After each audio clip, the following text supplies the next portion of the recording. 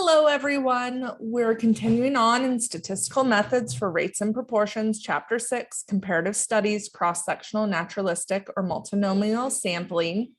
Section 6.5, Exact Confidence Interval for an Odds Ratio, Confidence Intervals.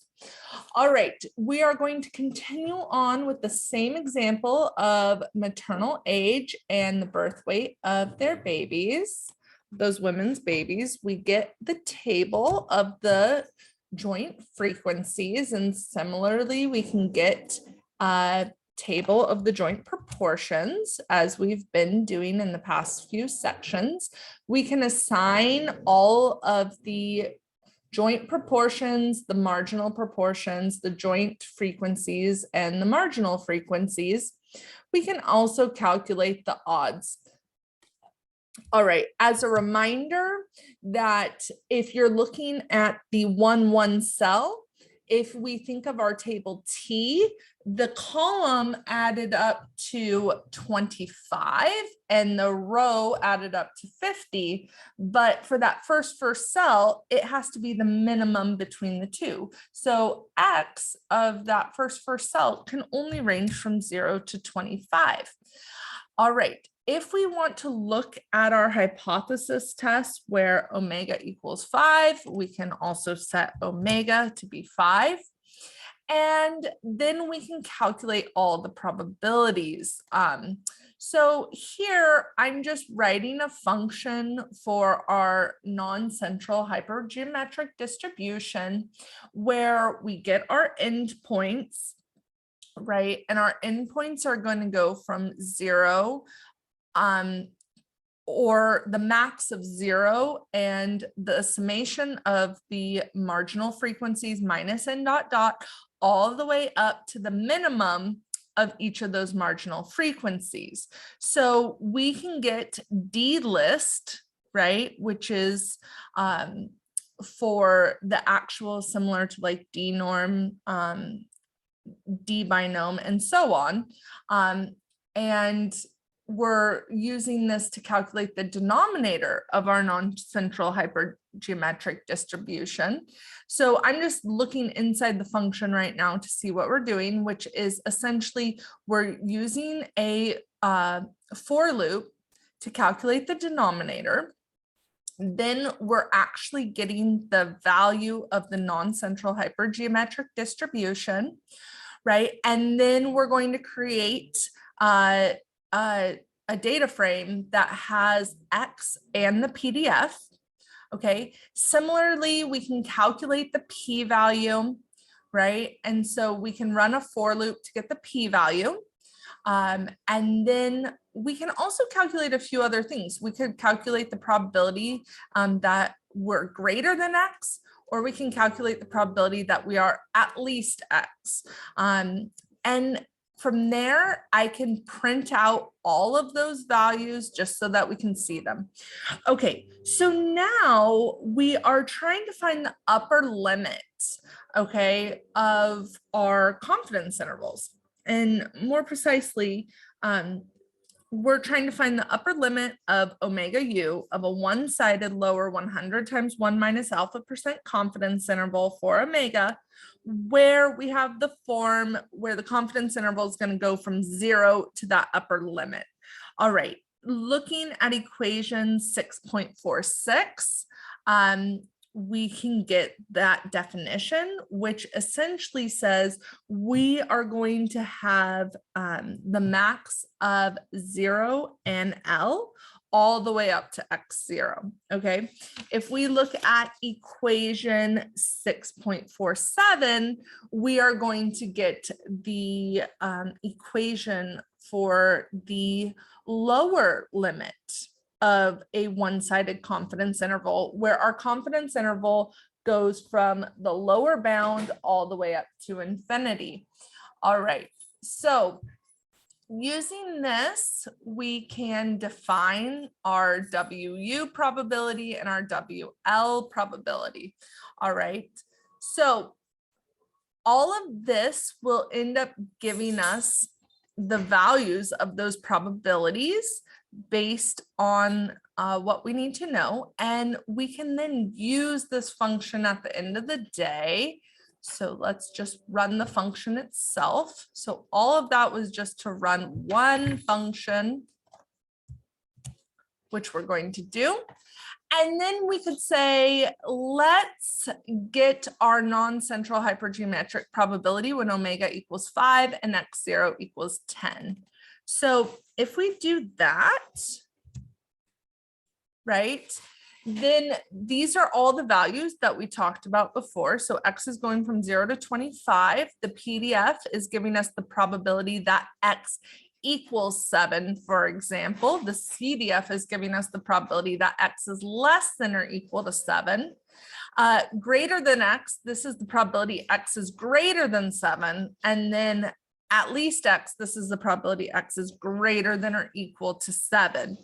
All right, so here we're getting the probabilities associated with that. And so we get a value of 0.0535 and a value of 0.9799. So essentially,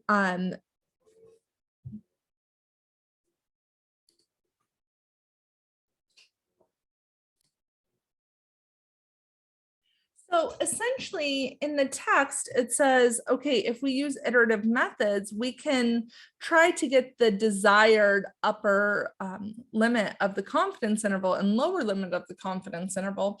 And we're going to just double check that we got those same values. So if we use the value of 5.072, if we look, we get this upper tail probability being 0.05. Since this is a 95% confidence interval, we are happy that we see this value of 0.05. For the lower limit, we test out 0.9650.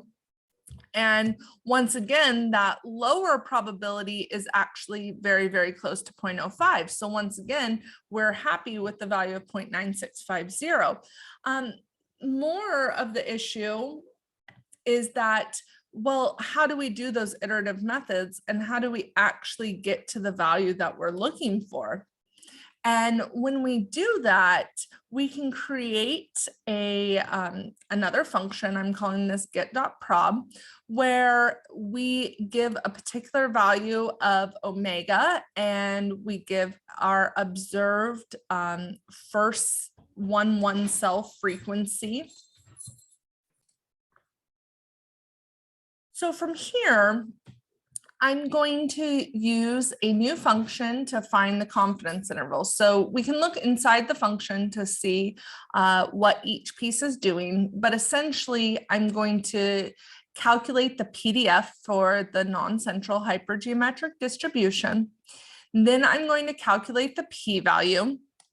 I'm going to get the CDF. I'm going to get the probability that x is greater than some number. I'm going to get the probability that x is at least some number. And I'm going to get the upper bound and lower bound. And what I'm going to do here is I'm going to just read that function in get.prob. And I'm going to look at a sequence of omegas. So what I'm going to do is I'm going to just look at a random sequence of omegas from 0.5 to 6.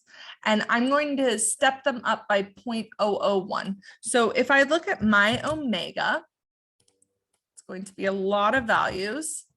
I even ran out of entries to print, but essentially I'm going to look at 0.500, 0.501, and so on. And I'm going to go all the way up to the value of 6. And from here, I'm going to calculate the probabilities that are associated with that particular omega, observing that first joint frequency in the 1 cell of 10.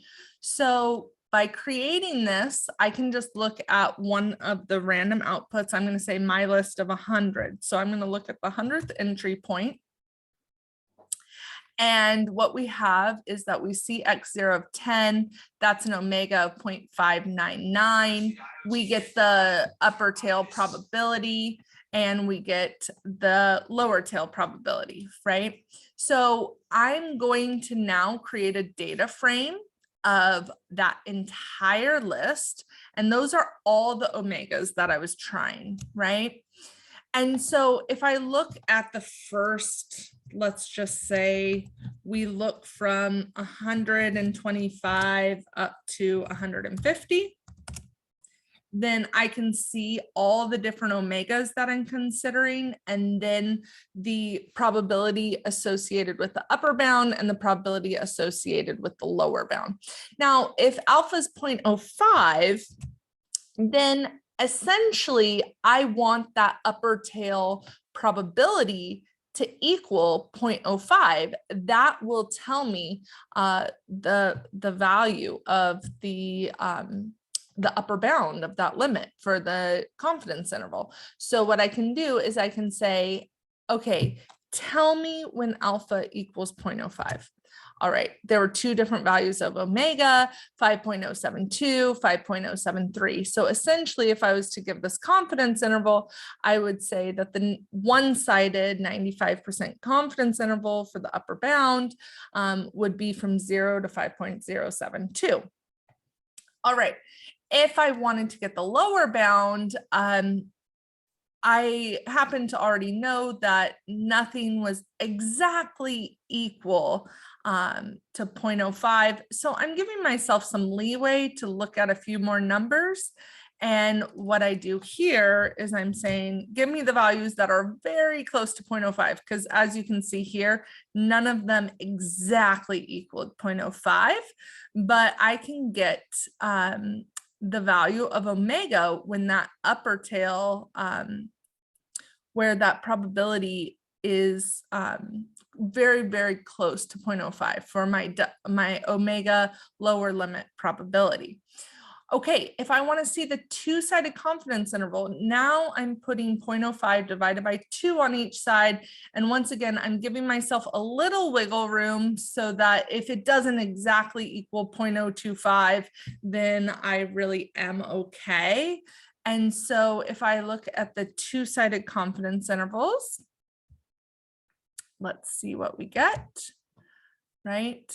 So here I get a value of omega of 0.839. And when I look over here, I get a value of very, very close. These are all 0.025, 5.818. So now I have the two-sided confidence interval by taking the values where here I had the omega lower probability of 0.025.